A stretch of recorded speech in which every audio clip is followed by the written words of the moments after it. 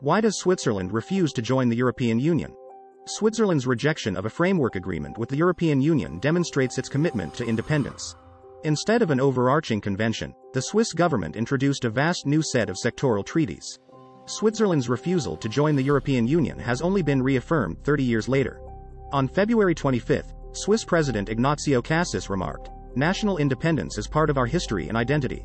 Switzerland has a reputation in Brussels for cherry-picking. The nation voted no to entering the European Economic Area, EEA, in 1992, and it unilaterally ended discussions on a framework agreement with the European Union in 2021. Switzerland is too rich and stable to want to join the European Union, argues Fabio Wasserfallen, a professor of European politics at the University of Bern.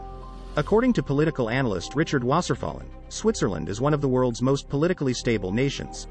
From the standpoint of political stability, he argues there is no desire to join the European Union. He says that because the European Union has grown eastward, it is less appealing for a nation like Switzerland. According to an expert, Switzerland's unique standing with the European Union has resulted in a tight but direct connection with the European Union adapted to Swiss interests.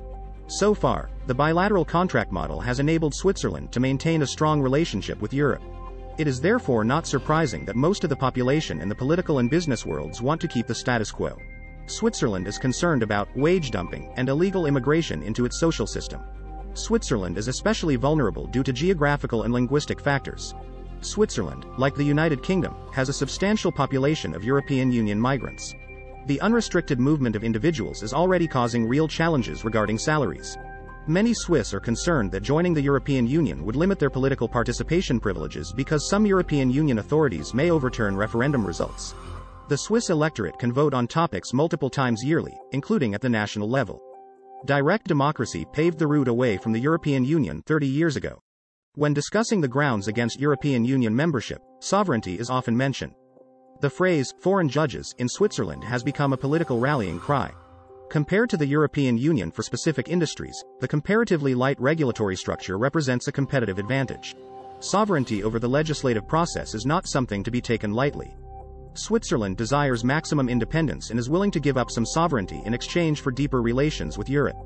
A key impediment in Switzerland is the heavily subsidized agriculture sector, protected by import taxes and quotas.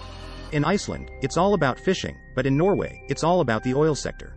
Switzerland has never aspired to be a global player, unlike France, which recognizes the advantages of membership in the European Union. For nations like Switzerland and Austria, good offices are more vital than the rising weight of European Union membership.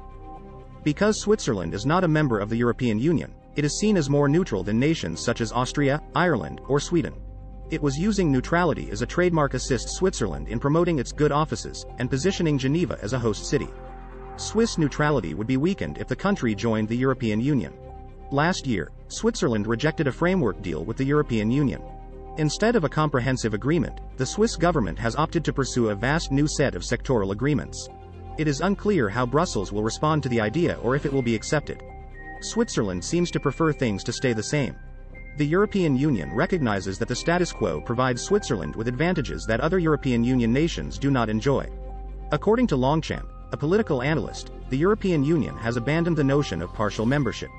Switzerland has emphatically rejected a typical charter guiding ties with the European Union. However, it is willing to renegotiate a slew of bilateral agreements with the European Union. After 30 years, we will be back at square one in the long-running tug-of-war between Europe and Switzerland.